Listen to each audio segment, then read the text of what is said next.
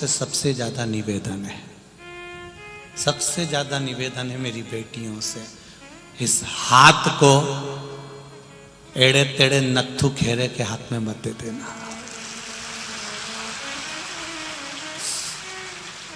ये तुम्हारे जीवन का जो पिता बेटी का कन्यादान करता है, उस पिता की पूंजी है बेटी का हस्त कमल।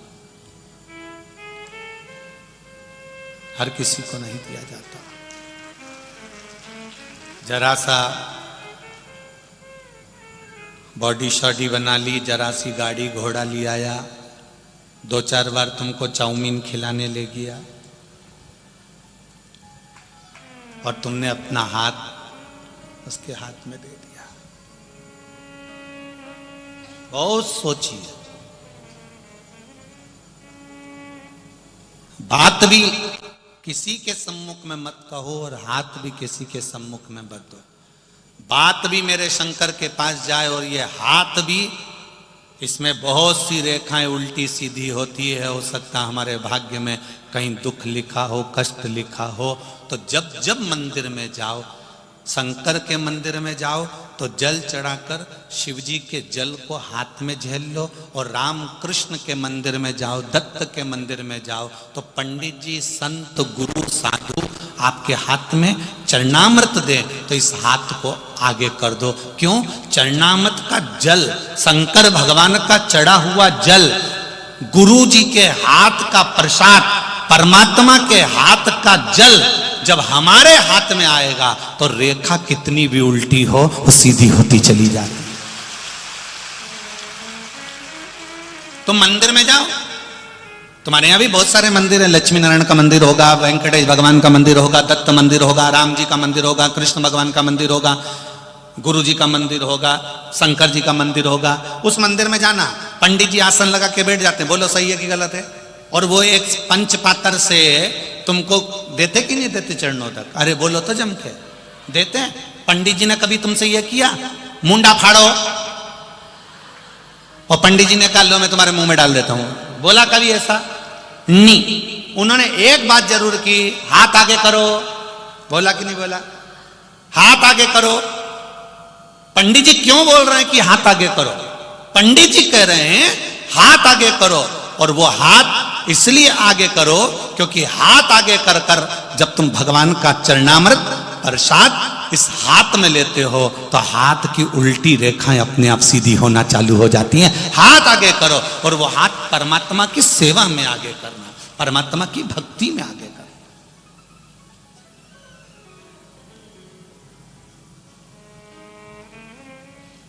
चरण और आचरण दोनों में अंतर है।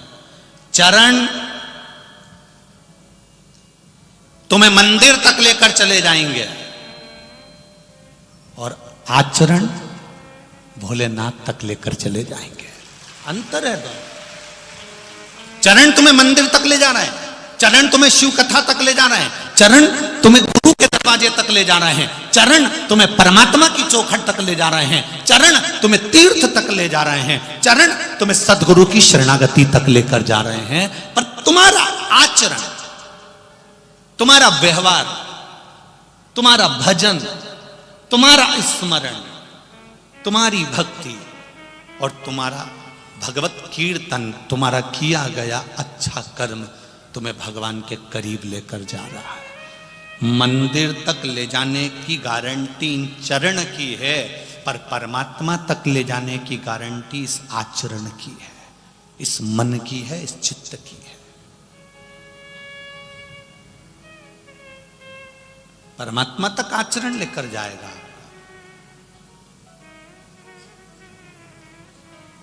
हम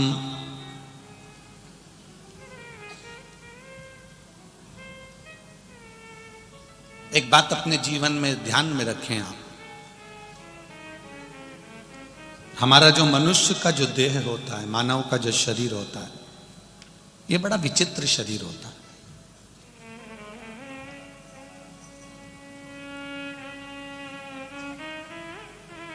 बड़ा विचित्र शरीर। कई लोग कहते हैं बिस्तर अच्छा नहीं है ना, इसलिए नींद नहीं आ रही।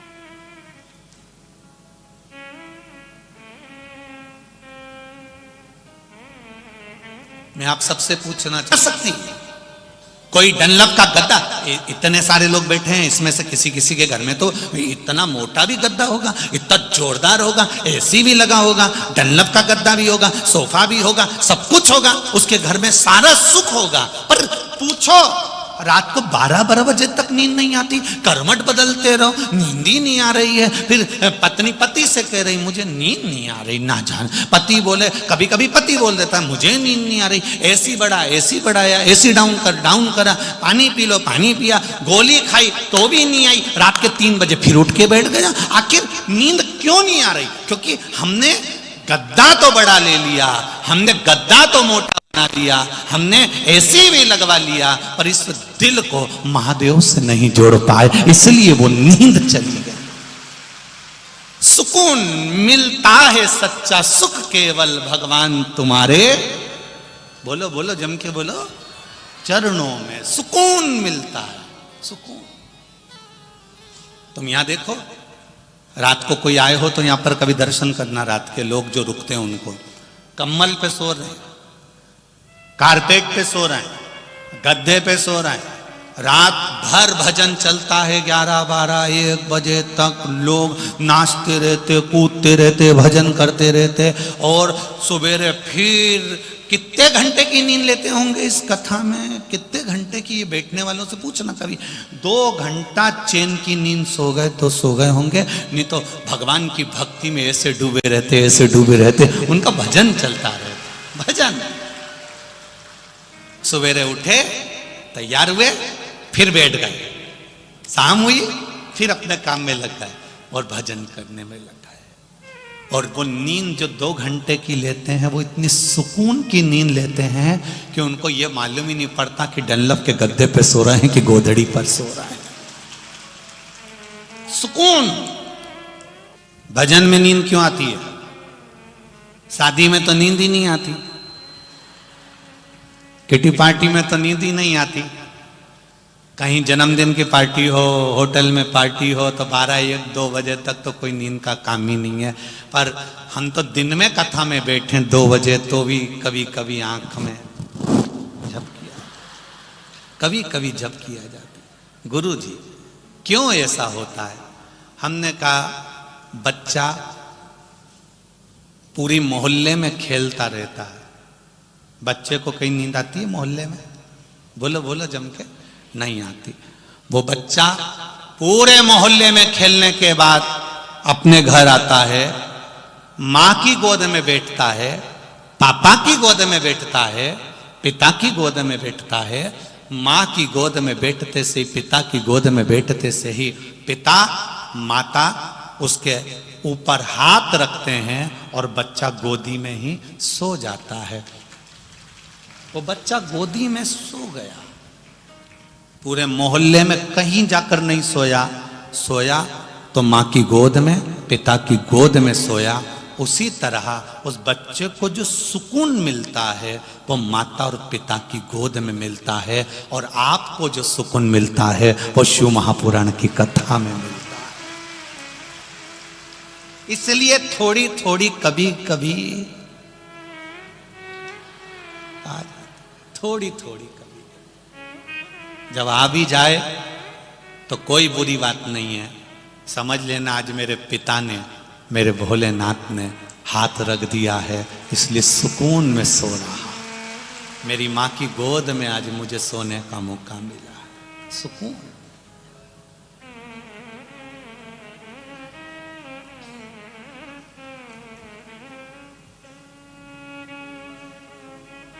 भक्ति में जो बल है, सुकून जहां मिलेगा। गादी बहुत मोटी है, गद्दा बहुत मोटा है, डनलप का गद्दा भी लगा है, एसी का रूम भी है, खाने के लिए बादाम भी रखी है। रात को सोए जब इतना बड़ा गिलास भर के दूध भी पी गए, कैसा था? 2-4 और लड्डू खा गए, पेट भर के खाना खाया, फिर भी नींद गायब है। वो नींद गई कहां है? तो कहा गादी से या तकिए से नींद नहीं आती। नींद हमेशा सुकून से आती है जब हृदय, दिल, मन, चित्त जब परमात्मा में लगा कर बैठोगे, तब भगवान भी कहेगा ये मेरा हो गया, मैं तेरा हो गया। तुमने सारी चिंता, पूरी की पूरी चिंता परमात्मा को सौंप दी, तो फिर चैन की नींद सो गए आनंद से। अभी आप चैन की नींद नहीं सो पाते हो क्योंकि तुम्हें चिंता लगी है, टेंशन लगा है, मन लगा हुआ है तुम्हारा परिवार में, कुटुंब में। जिस दिन तुमने सोच लिया घर महादेव का, परिवार महादेव का, हम महादेव के, जमीन महादेव की, घर, परिवार, कुटुंब, कबीला सब महादेव का है, जब तुमने अपना मानना छोड़ दिया तो वो संभाले।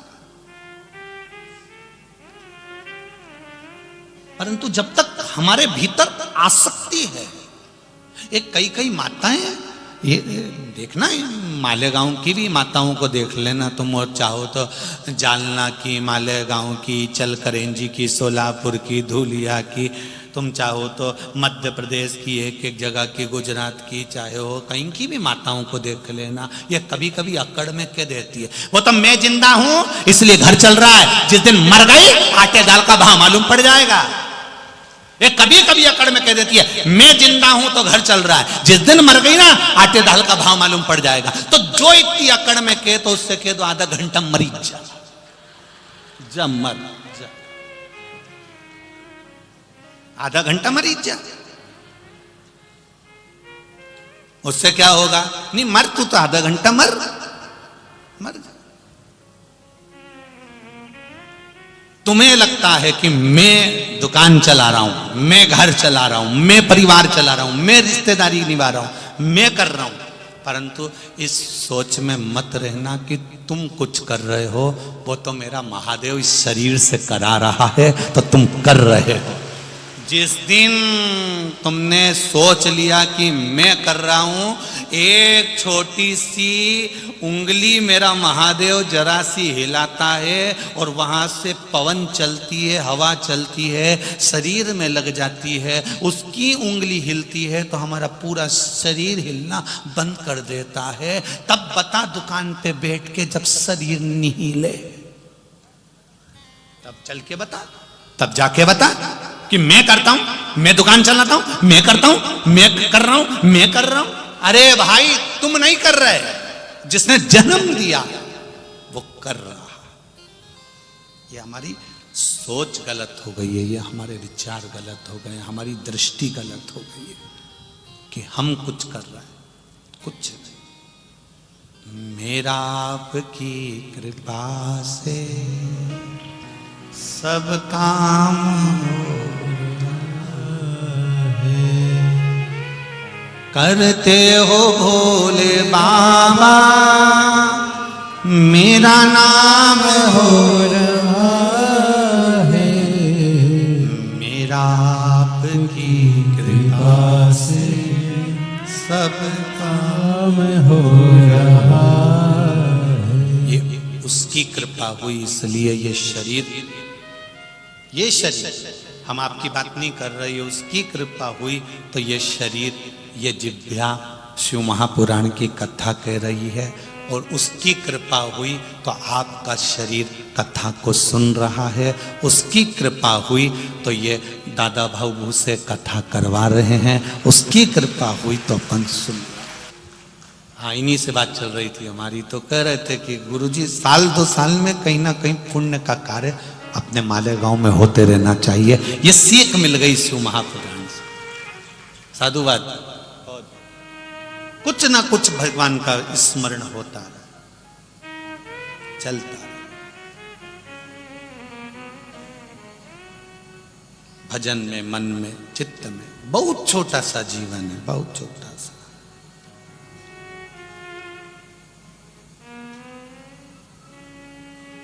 कितना वो चीन वालों ने कितनी उन्नति करी, बोलो रे भाई बोलो, सही है कि गलत है? चीन ने कितनी उन्नति करी, पर उस परमात्मा के आगे उन्नति कर पाए क्या? ढेर बॉडियां पड़ी है, रोज टीवी में देखो तो बताएं इतने मर गए, इतने मर गए, इतने मर गए। अब इतनी उनने उन्नति करी कि सूरज नया बना दिया, तो फिर अब इनको जिंदा करके बता दो। जब तुम सब कुछ कर सकते हो तो करो। उसने रचा संसार, सोच विचार कर रचा है। कब, किस समय, किस घड़ी, किस पल किसको जाना पड़ जाए कोई भरोसा नहीं। पूरा की पूरा लेसुए का अचार बरनी में फट गया। क्या कर, बोलो बोलो, कुछ नई की नई साड़ी लेके आई थी, अलमारी में रखी की रखी रह गई, पेन नहीं पाई।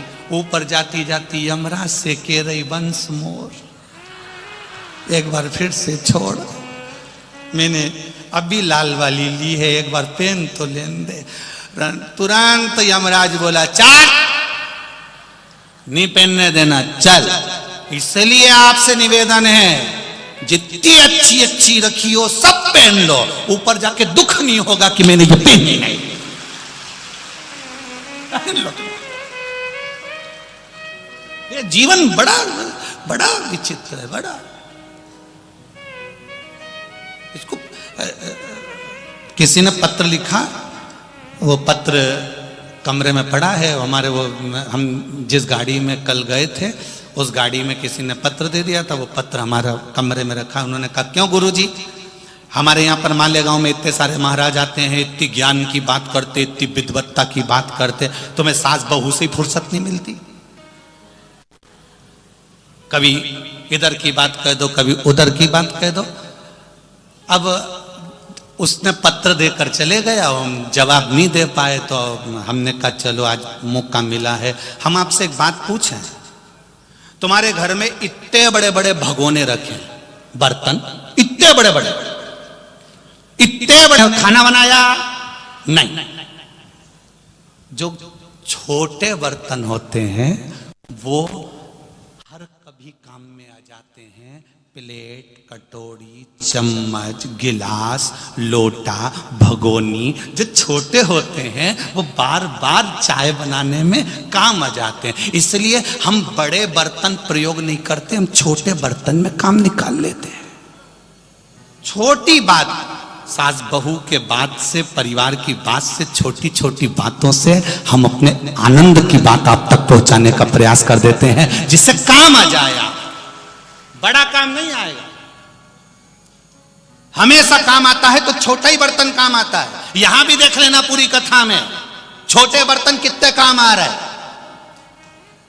और बड़े बड़े तो सोफा तोड़ रहा है। तुम खुद देख लो।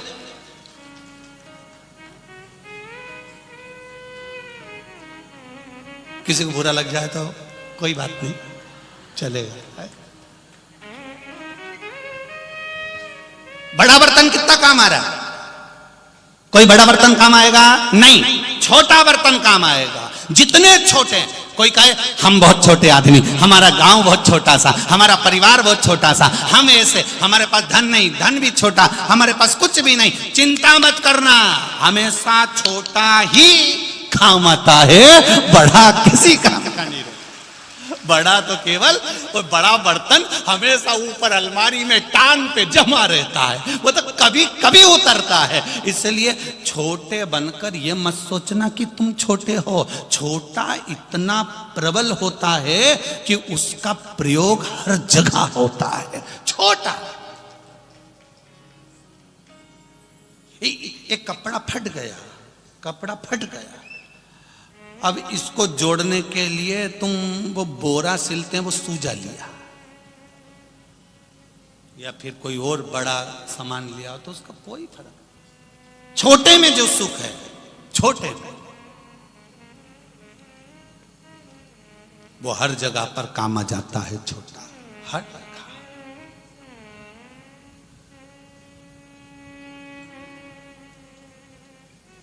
वो कहीं पर भी काम आ जाएगा।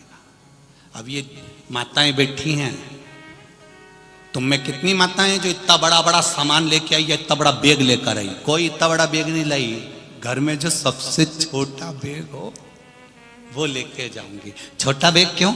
उसमें एक छोटी सी पानी की बोतल डाल लूंगी, एक रुमाल डाल लूंगी, एक मोबाइल डाल लूंगी, उसमें थोड़ा सा पैसा डाल लूंगी। अब छोटा बैग हर जगह काम आ रहा है। बड़ा बैग तो जब अपन कुबेरेश्वर धाम जाते हैं सीहोर तब काम आता है, या तो छोटा काम।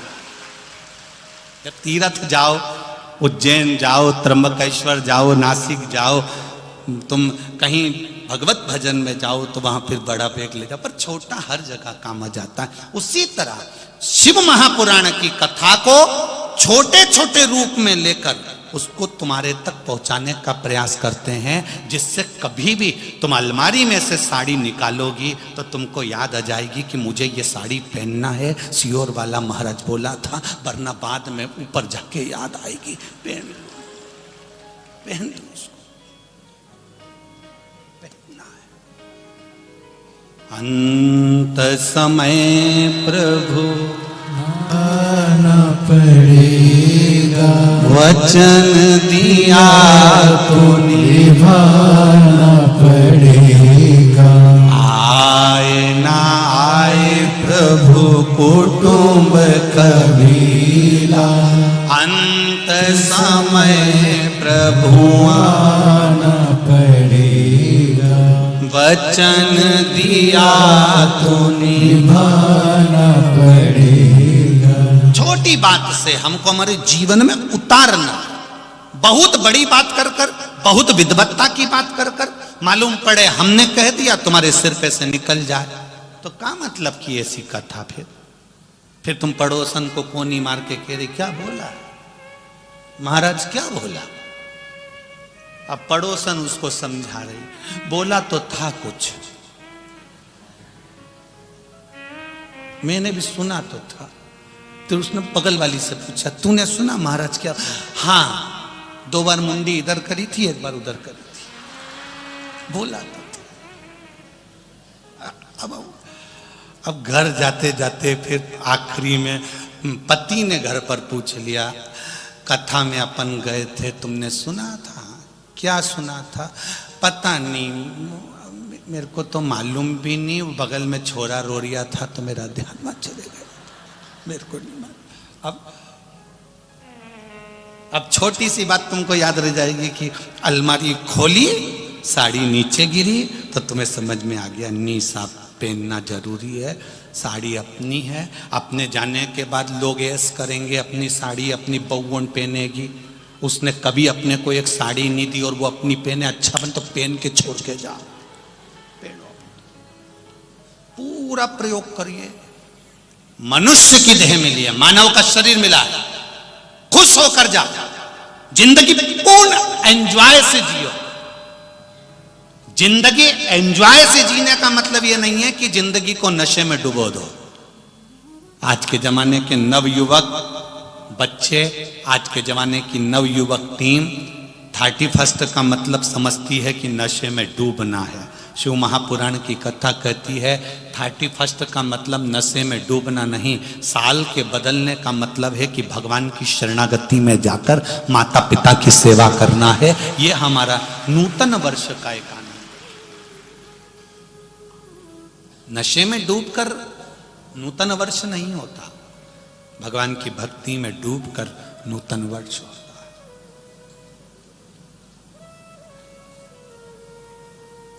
करो भजन भगवान का, स्मरण भगवान का करिए।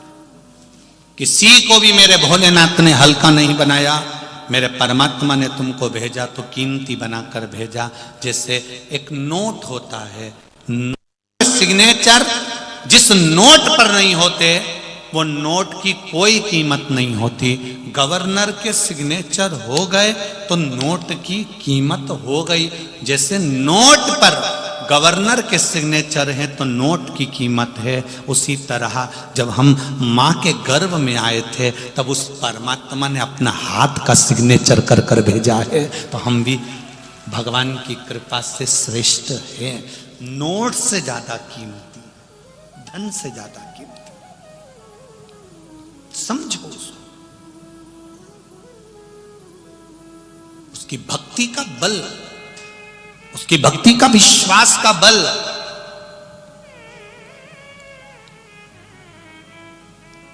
कितना आनंदमय होगा, कितना।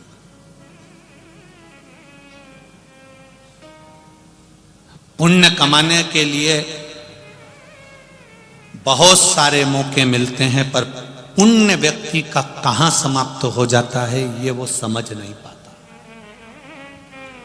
भूखे को भोजन कराया, पुण्य आ गया, पानी पिलाया, पुण्य आ गया, भगवत नाम जपा, पुण्य आ गया, किसी का साथ दे दिया, पुण्य आ गया, पर वो पुण्य समाप्त कब हो जाता है ये हमको ज्ञात नहीं हो पाता।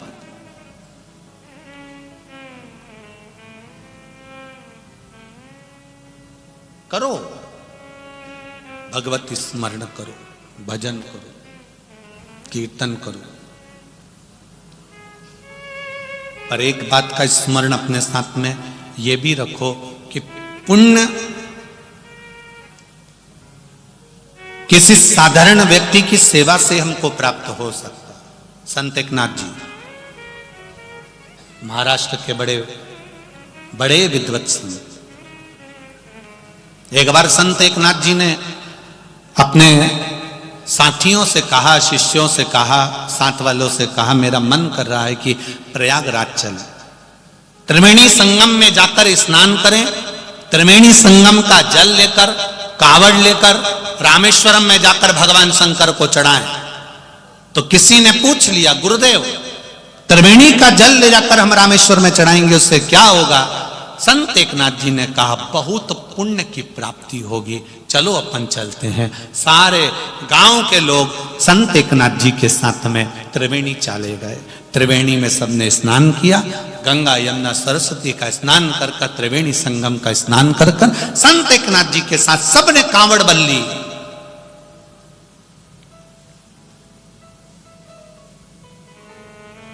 सबने कांवड़ भरी और कांवड़ भरकर सब रामेश्वर के लिए चल दिए।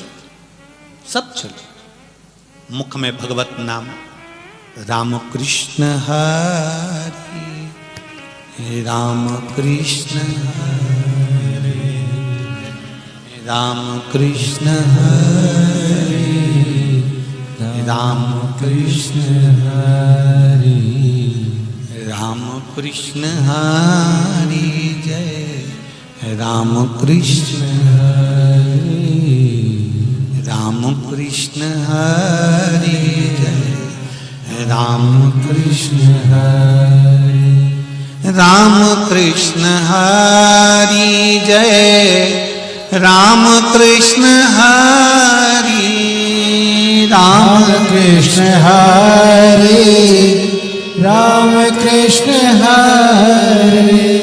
राम कृष्ण हरि राम कृष्ण हरि राम कृष्ण हरि राम कृष्ण हरि राम कृष्ण हरि राम कृष्ण हरि राम कृष्ण हरि राम कृष्ण हरि।